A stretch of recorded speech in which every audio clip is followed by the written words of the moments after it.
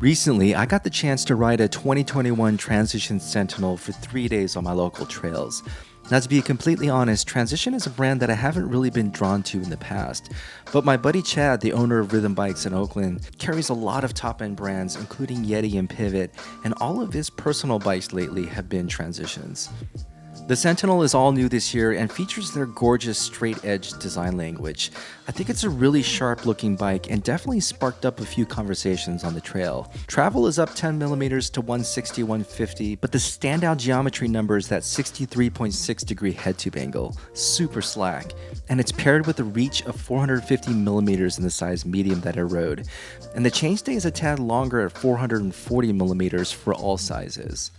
Now, if you're sizing this bike for yourself, this is a great example of why you shouldn't pick a size solely on the reach numbers, and that's because you need to take into account that really slack head-tube angle. And for comparison, my Santa Cruz Mega Tower has the exact same 450mm reach, but the wheelbase on the Sentinel ends up being 26mm longer due to that head-tube angle that's a 1.5 degrees slacker. Therefore, while reach is important, pay close attention to that wheelbase number and consider choosing the overall length that's manageable for you. This medium Sentinel fit me like a glove, and the seated climbing position is one of the most comfortable of any bike that I've ever been on, partly due to that steep 77.5-degree seat-tube angle. And let's just get this out of the way. This bike climbs surprisingly well in the open position, and in fact, it's one of the best pedaling 4-bar horse-link bikes that I've been on to date. You can definitely sense that Transition added a lot of anti-squat to the suspension, particularly around that sag point, as you get a really nice firm pedaling feel. The stiffest pedaling 4-bar that I've ridden, and I've got it in the fully open position right now.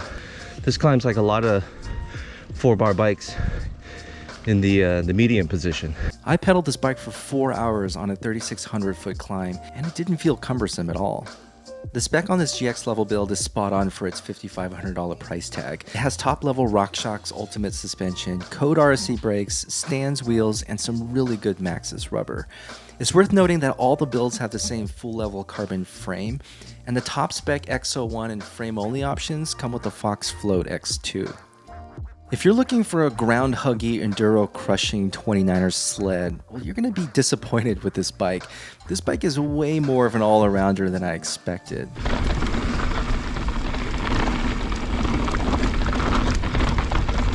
Oh, yeah.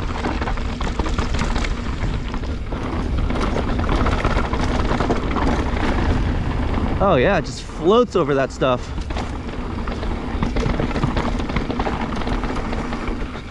So far, small bump feels really good. This is a ripping section here. Oh, it's super dry too. Oh, missed that. Wow.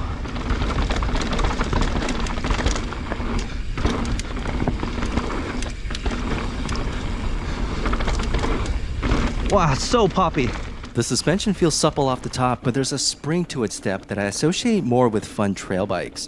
The progressive suspension makes the bike feel really light underneath you, not unlike that Pivot Switchblade that I rode earlier this year, but with a bit more capability. I think what surprised me most about this bike is just the way it pops out of the corners. Now let's talk about that 63-degree head-tube angle, and surprisingly, I didn't feel any downsides from the front end being that slack going up or down. The steering isn't any more floppy than what I'm used to from other bikes in this category, and I had no troubles on the tight switchbacks. I was skeptical about this geometry, but it really works for me, and I like how Transition didn't go crazy with the reach, opting instead for a slacker head-tube angle to get that longer, stable wheelbase. Riding this bike was an absolute joy on my local trails. So what would I improve about the Sentinel? Well, a few things come to mind, and first is the paint quality, which in my opinion is a bit questionable. Now this is something hopefully future production runs will address. And also that medium frame couldn't really fit a larger water bottle, which is kind of a bummer on longer rides. Also, the bike I rode had a rattle noise inside that Super Deluxe shock that other reviewers have mentioned as well.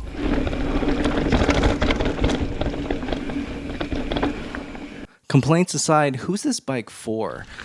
But there's definitely a progressive feel to it, and it can kind of catch you off guard when you hit stuff, it just kind of sends you off the ground when you don't expect it sometimes. And that just really adds to the light feeling nature of this bike. You can tell Transition didn't set out to build an EWS winning bike, but more of a bike for people that like to go fast and have a lot of fun. The Transition Sentinel is a long travel 29er for people who hate long travel 29ers. It's for somebody who wants to dabble in the capabilities in this category, but not willing to sacrifice the playful nature from their trail bike. And the more I think about it, the more it starts to make sense. The Transition Sentinel is the Ibis Ritmo from the future. Hope you found this video useful, and if you're anywhere in the Bay Area and want to ride this exact bike, hit up Chad at Rhythm Bikes in Oakland, California. In the meantime, remember, those trails don't get easier, you get better. We'll see you on the next one.